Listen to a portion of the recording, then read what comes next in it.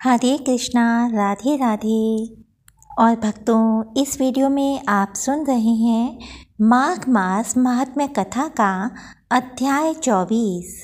लोमश जी कहने लगे कि वह राजा पहले तो तामिश्र नामी नरक में गया, फिर अंध तामिश्र नरक में, जहाँ पर अति दुखों को प्राप्त हुआ, फिर महारौरव, फिर कालसूत्र नामी महानरक में गया, फिर मूर्छा को प्राप्त हो गया। मूर्छा से चेतना आने पर तापन और सांप्रतापन नाम के नरक में गया। अनेक दुखों को भोगता हुआ वह प्रताप नाम के नरक में गया। तब काकोल, कुड़पल, पूर्व मृतिका, लोहशंको, मजीब आदि नरकों में होता हुआ असिपत्र वन में पहुँचाया गया, फिर लौह धारक आदि नरकों में गिराया गया। भगवान विष्णु के साथ द्वेष करने के कारण वह 21 युग तक भयंकर नरकों की यातना भोगता हुआ नरक से निकलकर हिमालय पर्वत पर बड़ा भारी पिशाच हुआ। उस वन में वह भूखा और प्यासा फिरता रहा। उसको मेरु पर्वत पर भी कहीं खाने को ना तो भोजन मिला और ना ही पीने को जल।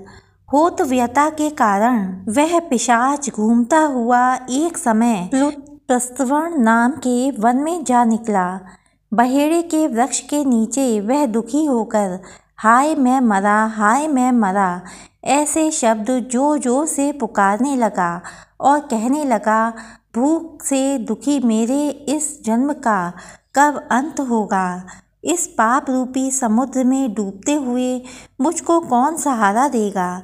लोमश जी कहने लगे। इस प्रकार वेद पाठ करते हुए देवद्युति ने उसके दुख भरे वचनों को सुना और वहाँ पर एक पिशाच को देखा, जिसकी लाल डरावनी आँखें, दुर्बल शरीर, काले काले ऊपर खड़े बाल, विकराल चेहरा, काला शरीर, लंबी सी जीभ बाहर निकली हुई, लंबे होंठ, लंबी जांघें, लंबे लंबे पैर, सूखा चेहरा, आंखों में पड़े गड्ढे वाले पिशाच को देखकर देवद्युति ने उससे पूछा कि तुम कौन हो और ऐसी करुणा से क्यों रोते हो। तुम्हारी यह दशा कैसे हुई और तुम्हारा मैं क्या उपकार करूं। मेरे आश्रम पर आ जाने से कोई प्राणी दुखी नहीं रहता और वैष्णव लोग आनंद ही करते हैं। सो हे भद्र, तुम अपने इस दुख का कारण जल्दी कहो, क्योंकि विद्वान मनोरथ पाने के लिए विलंब नहीं किया करते। ऐसे वचन सुनकर प्रेत रोना बंद करके विनीत भाव से कहने लगा कि हे द्विज, किसी बड़े पुण्य से मुझको आपके दर्शन हुए। बिना पुण्य के साधुओं की संगति नहीं होती। और फिर उसने पहले जन्म का वृतांत कहा कि भगवान विष्णु के द्वेष के कारण मेरी यह दशा हुई है। जिस हरि का नाम यदि अंत समय में मनुष्य के मुख से निकल जाए तो मनुष्य विष्णु पद को प्राप्त होता है, जो सबका पालन करता है, उसी से मैंने द्वेष किया। यह सब मेरे कर्मों का दोष है, जिसकी ब्राह्मण तप द्वारा प्रार्थना करते हैं। ब्रह्मादि देवता, सनकादिक ऋषि जिसको मुक्ति के लिए पूजते हैं, जो आदि मध्य व अंत में विश्व का विधाता और सनातन है, जिसका आदि मध्य और अंत नहीं है, उस भगवान के साथ मैंने द्वेष किया। जो कुछ पुण्य मैंने पहले जन्म में किए थे वह सब विष्णु की द्वेष रूपी अग्नि में भस्म हो गए। यदि किसी प्रकार मेरे इस पाप का नाश हो जाए तो मैं भगवान विष्णु के सिवाय किसी और देवता का पूजन नहीं करूँगा। विष्णु भगवान से द्वेष करके मैंने बहुत दिनों तक नरक यातना भोगी और पिशाच योनि में पड़ा हूँ। इस समय में किसी अच्छे कर्म के योग से आपके आश्रय में आया हूँ, जहाँ पर आपके सूर्य रूपी दर्शन ने मेरे दुख समान अंधकार को दूर कर दिया है।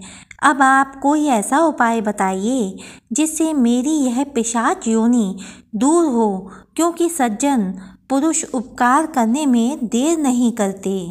देवद्युति कहने लगे कि यह माया देवता, मनुष्य, असुर सबकी स्मृति को मोहित कर देती है, जिससे धर्म का नाश करने वाला द्वेष उत्पन्न हो जाता है। जगत के उत्पन्न करने, रक्षा करने और नाश करने वाले जो सब प्राणियों की आत्मा है, उनसे भी लोग द्वेष करते हैं, जिनके अर्पण करने से सभी कर्म सफल हो जाते हैं। उनकी भक्ति से मुख मोड़ने वाले मूर्ख कौन सी गति को प्राप्त नहीं होते। चारों वर्णों का वेदोक्त हरि का भजन करना ही उत्तम है, अन्यथा कुमार्ग में चलने वाले मनुष्य नरक के गामी होते हैं। इसी कारण वेद विरुद्ध कर्मों को त्यागना चाहिए। अपनी बुद्धि से बचे हुए धर्म के मार्ग पर चलने से मनुष्य परलोक के पथ का भी नाश करते हैं। वह वेद, देवता और ब्राह्मणों की निंदा करते हैं। झूठे मन कल्पित शास्त्रों को मानने वाले भी नरक में जाते हैं। देवाधिदेव विष्णु से विमुख होने वाले नरक में जाते हैं, जैसे द्रविड़ देश का राजा नरक में गया। इस कारण इनकी निंदा नहीं करनी चाहिए और वेद में न कही गई क्रिया को भी नहीं करना चाहिए। लोमश जी कहने लगे कि ऐसा कहने पर मुनि ने पिशाच को सुमार्ग बतलाया कि माघ मास में तुम प्रयाग में जाकर स्नान करो, उससे तुम्हारी यह पिशाच योनि समाप्त हो जाएगी। माघ मास में प्रयाग में स्नान करने से मनुष्य पहले जन्म के सब पापों से मुक्त हो जाता है। वहाँ पर स्नान करने से मुक्ति प्राप्त होती है। इससे बढ़कर और कोई प्रायश्चित नहीं है। संसार में यह मोक्ष और स्वर्ग का खुला हुआ द्वार है। गंगा और यमुना का संगम त्रिवेणी संसार में सबसे उत्तम तीर्थ हैं। पाप रूपी बंधन को काटने के लिए यह कुल्हाड़ी है। कहाँ तो विष्णु, सूर्य, तेज, गंगा, यमुना का संगम और कहाँ यह तुच्छ पाप रूपी तृण की आहुति।